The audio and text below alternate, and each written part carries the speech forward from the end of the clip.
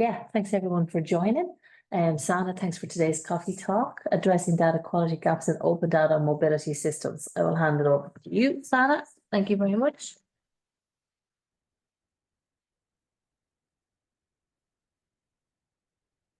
Hi everyone, I am Sana Kiran and I am a second-year PhD student in Innovation Value Institute. In my today's presentation, I will talk about Open Data Engagement project that revolves around addressing data quality gaps in open data for smart mobility. This is a small tenure project of 11 months, and I'm working on this project along with my PhD as they're quite similar. So in my today's presentation, I'll talk on the project overview, Ireland Open Data Strategy for 5 years, Ireland Open Data Portal overview, real-world analysis of transport catalogs and the findings from the analysis and the expected outcomes. So the Open Data Engagement Fund has been developed in conjunction with the Open Data Governance Board. So this is competitive fund designed to provide support towards promoting the use of open data on the National Open Data Portal, as the main goal behind the Open Data Initiative is to improve the reusability of data for innovation, for digital transformation, data-driven decision-making, or maybe application developments.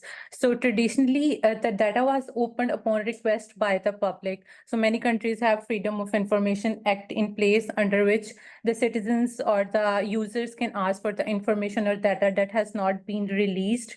And this was obviously a time-consuming process and resource-requiring process, and it was a lengthy process. And this thing raised the need for the proactive provision of data. So freedom of information is based on a request guideline, and the proactive provision of data is based on by default. So based on this, this initiative promotes the government agencies and the public bodies to open their data for the public rather than wasting time on proving the request for the data. And then in 2019, the American government launched their first portal, and then following the US initiative, the European government launched their portals, and then in 2011, they established Open Government Establishment. That was a global initiative to invite all the countries from all over the world to promote this initiative and to open the data for the public good and for the transparencies. And this project is started in Feb 2024 and will be completed by end of 2024. So the project overview.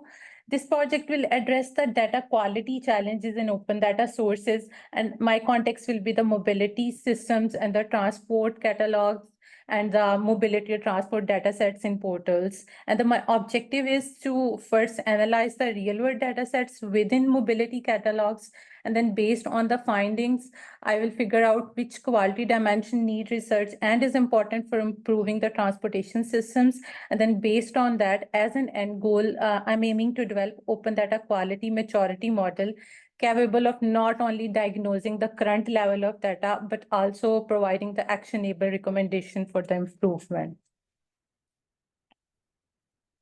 On this slide, there is an Ireland Open Data Strategy from 2023 to 2027. So on the left side is Open Data Principles and Values, and on the right side is Open Data Strategy Framework. So according to the Ireland Principles and Values for Open Data, it should have strong data governance, which emphasize that there should be a proper policies and frameworks to manage the data. It should be aligned with the FAIR principle. Data should be findable, accessible, interoperable, and reusable, and open by design and by default, as I already mentioned. And then it should be current data and high quality data, and releasing data for innovation in different sectors and different cases.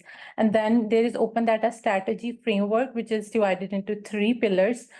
Pillar 1 is for publisher, Pillar 2 is for platform, and Pillar 3 is users.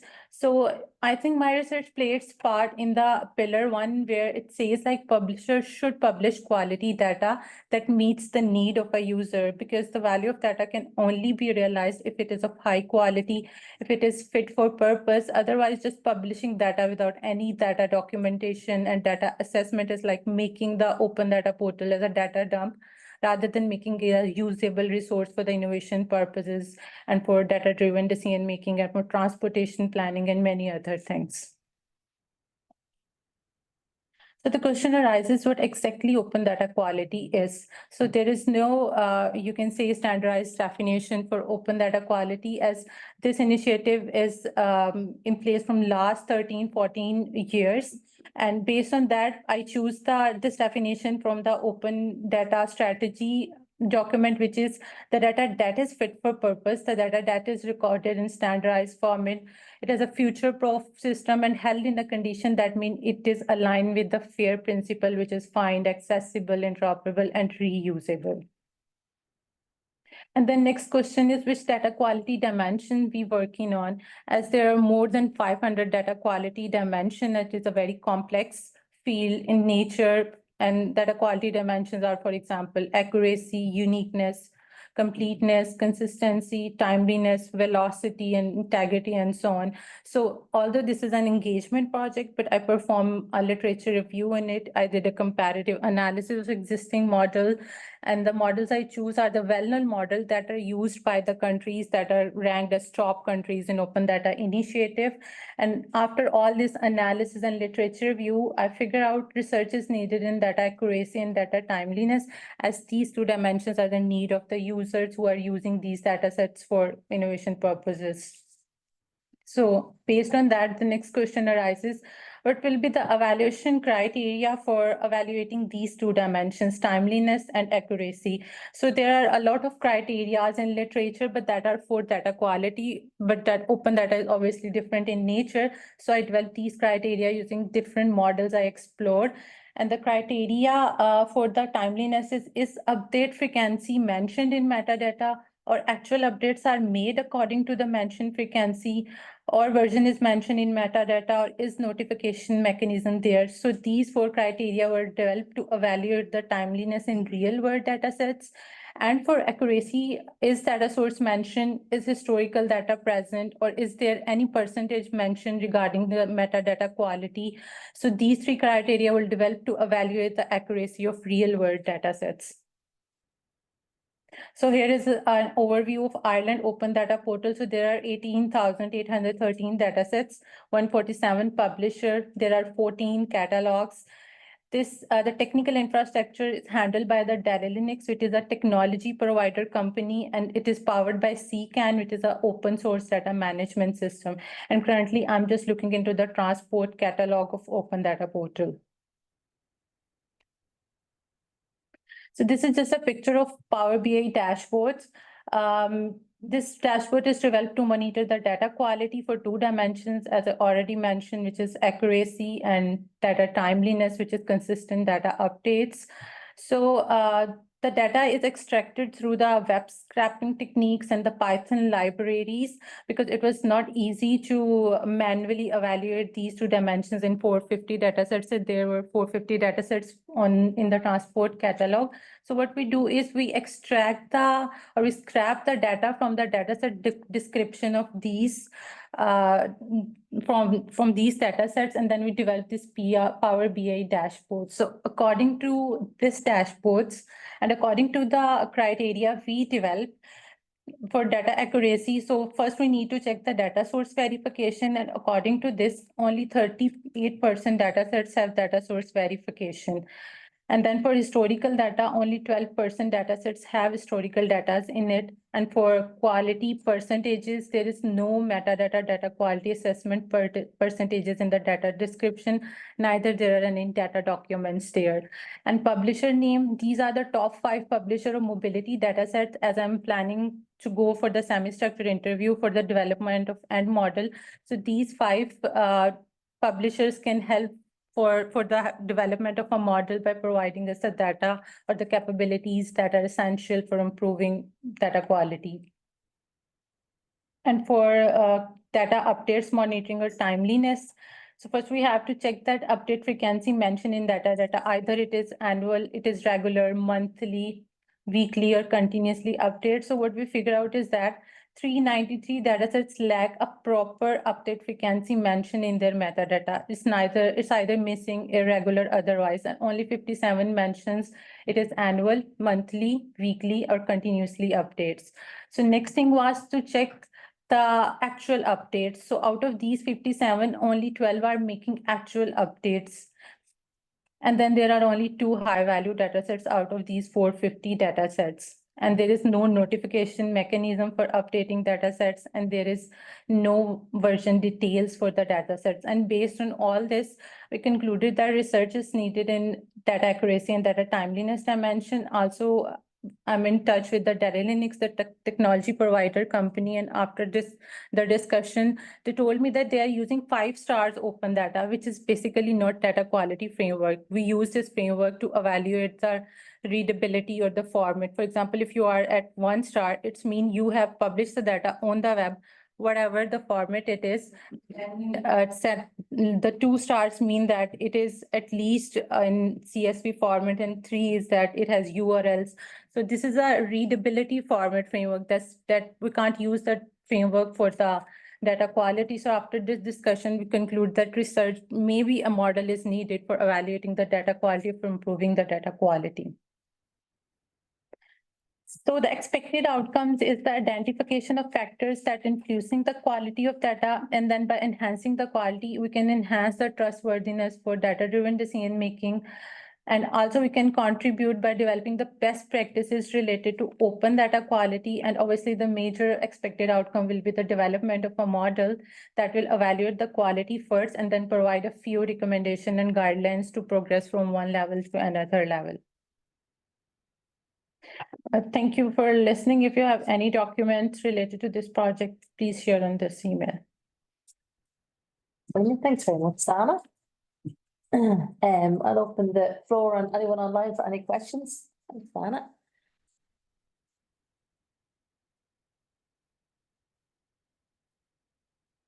Hi, I have one question for Sana. Go ahead, Claudia. Hi, Carol. Thank you very much, Sana, for the presentation. Sana, it's very interesting, kind of like 2 questions. Like, why are you focusing on the smart mobility is the first question, if there's any reason behind it. And the other one, how exactly, the findings for this project can help you with your own research, in your PhD. So. All right, so I'm focusing on smart mobility because first of all, I was looking at the reports, and they also mention about using the digital transformation techniques and open data for improving transportation systems and for sustainability thing. So I choose smart mobility, and secondly, I did literature review on that, and they show that a gap is in smart mobility. And for my PhD project, it is also related to the smart mobility transportation systems. So this project findings will help me to develop the model that I'm going to develop at the end of my degree. So these projects are a bit similar for me. Okay. I have a question as well. So you said like there's like 5 stars for the open data source, right? And they don't incorporate quality dimensions. And in the 5-star, they say like they have a link, they have a data, and the data is in format. Doesn't it also come into the completeness of the quality dimension? So they have some element of quality dimension with them, but not many. How? Like the completeness part of the data quality, right? How is the data complete? So do they incorporate that only that aspect, or like they don't incorporate any aspect at all? No, they haven't used any kind of data quality dimension like completeness. It's just focus on the format of your file. Either it is CSV, either it has any kind of link data, it has URL in it, or either it is structured data or unstructured data. This is not about completeness. Okay, so they don't look into like if it's complete or not. They just look into different file format. Okay. Yeah, exactly. Machine readable formats, or what kind of formats that could be useful for the users. Okay, and when you when you're developing an artifact, like is it only for the transportation part, like the mobility part, like that can it be replicable in other domains as well, like for example energy? To be honest, I don't know, Karthik, but currently I'm just focusing on the smart mobility part. Marcus is online. Yeah. Okay, so thanks, Sana, for the presentation and also analyzing these open data sets. So it's impressive that it's actually still a problem, data quality, that it's such a big problem. because like we do research in a long time now on data management, data quality, and like yeah, so I'm still surprised that it's actually such an issue, that it's such a problem. Do you have any kind of opinion, reasons why it's still such a problem? Systems have improved over time. I presume data management has improved, hopefully as well. So why is it still such a big problem? I think so, because people are really not aware that data quality is also connected to many other domains, like value of a data. So they are developing models, data governance and policies and frameworks, but there is a need to incorporate the data quality in the planning phase when you're planning your data management practices. So this thing is missing in data management, I guess. So that's why I think there is a problem, and open data is obviously different in nature than the other data. So there is something related to data quality already, but not related to open data quality. Mm-hmm. So what we talked about is then also like moving from that's just a technical issue to actually a more managerial issue, that it's actually more like really kind of the processes, the ways in an organization to deal and to cater and to manage data in the right way. Do you think that something like the capability maturity framework, like you want to develop a maturity for model, so that something like this really can help? And if so, why? I think, yes, this could be helpful, because this is the way we can also, provide them a good practices for improving data quality management. When we talk to the people who are directly dealing with the open data ecosystems, they can actually tell us what thing or what mechanism are influencing the data quality, and through which we can figure out like this thing is making worse, this thing is making data quality good. And that's why we can provide them the practices of making data quality good in their data life cycles. Mm-hmm. And I know you are aware of the DAMA DIMBOK 2 kind of data management framework.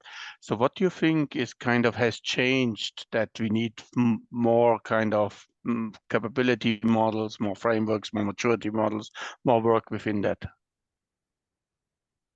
Can you repeat your question? I really didn't get it. I'm sure you are aware of the DIMBOK 2 DAMA maturity and data management framework.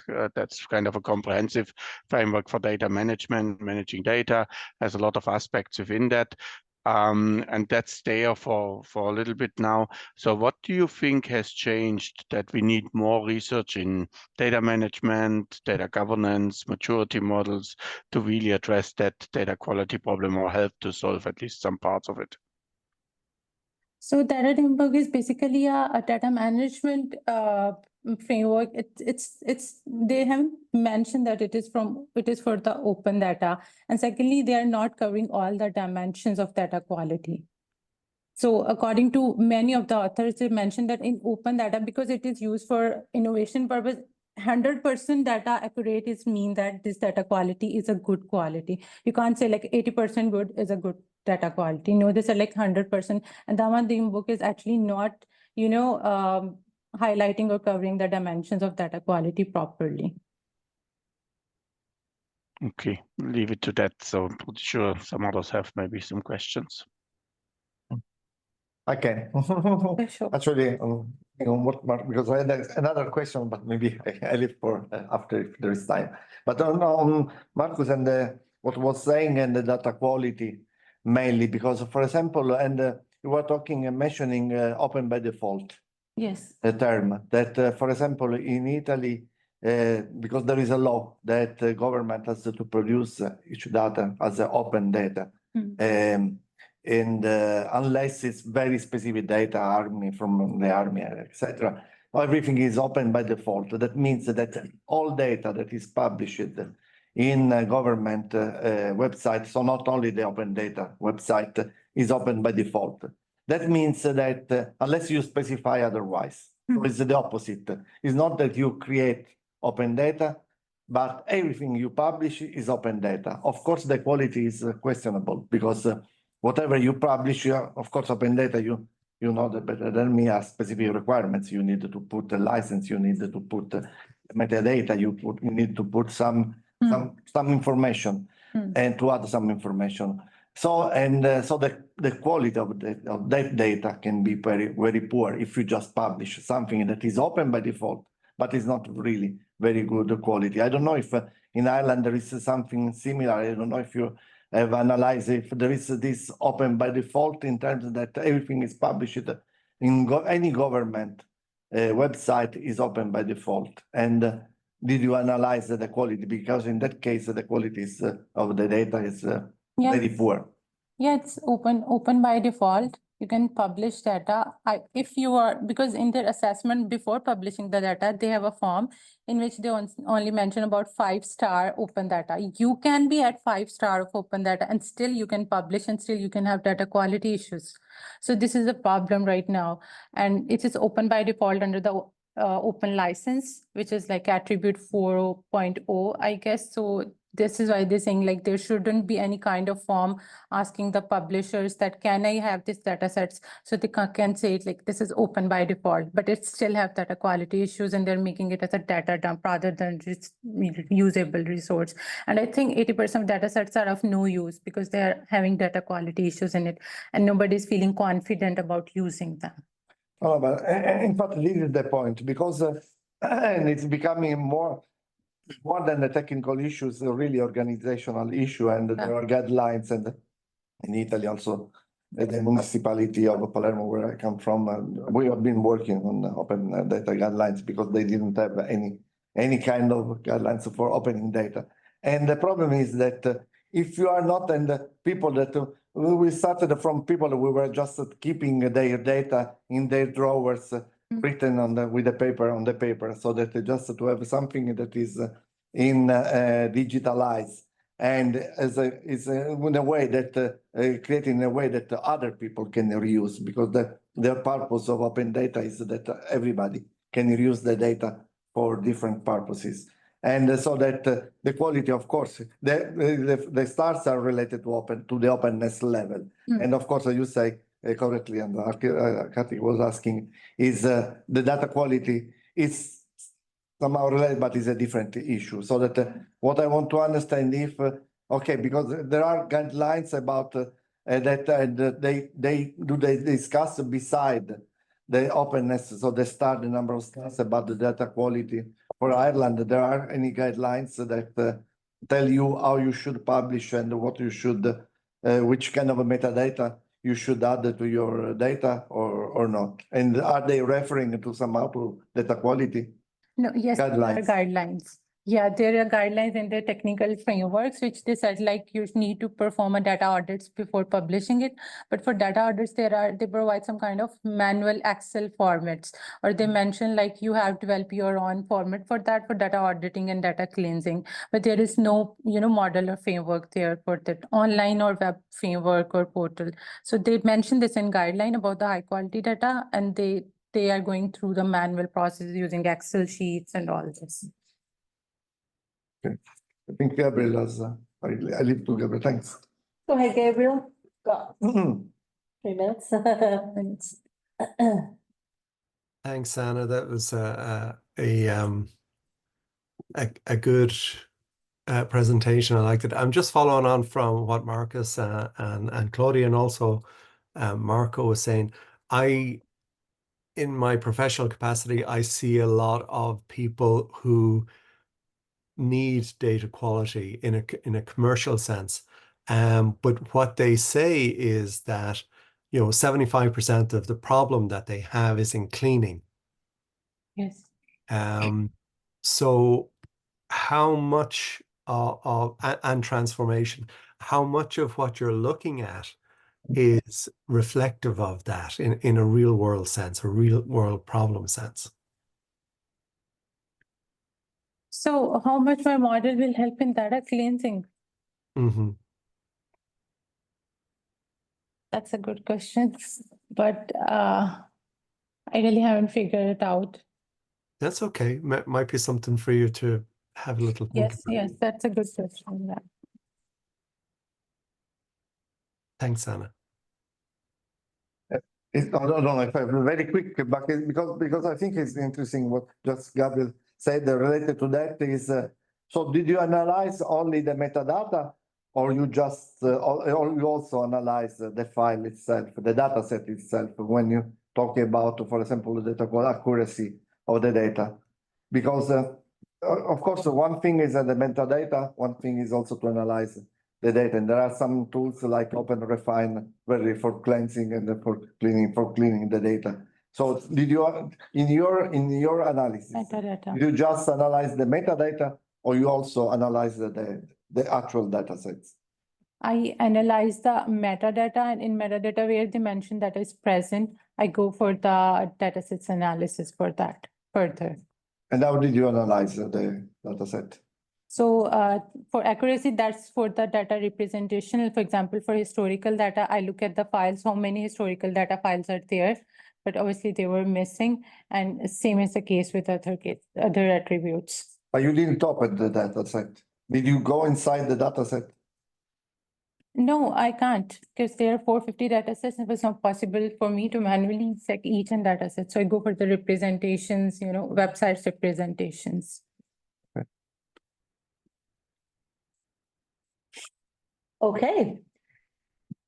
I think that's it. I think we are just bang on time. So thank you very much, Sana, and thank you everyone for joining online and in the room. So just to mention, so our coffee talks are wrapped up for a couple of weeks now. We have this upcoming IVI Summit, which will take place from the 10th to the 12th of June. Just sharing some details there and just asking everyone to please register if you haven't done so already.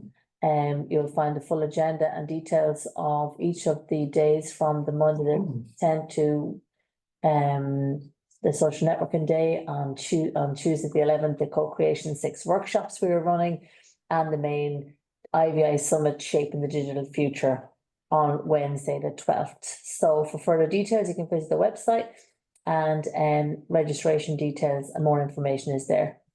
So yeah, we hope to see you guys there, and thanks very much for joining today, and we will talk to you all soon. Thanks again, Sana. Thank you. Thanks. Bye-bye, guys. Bye-bye.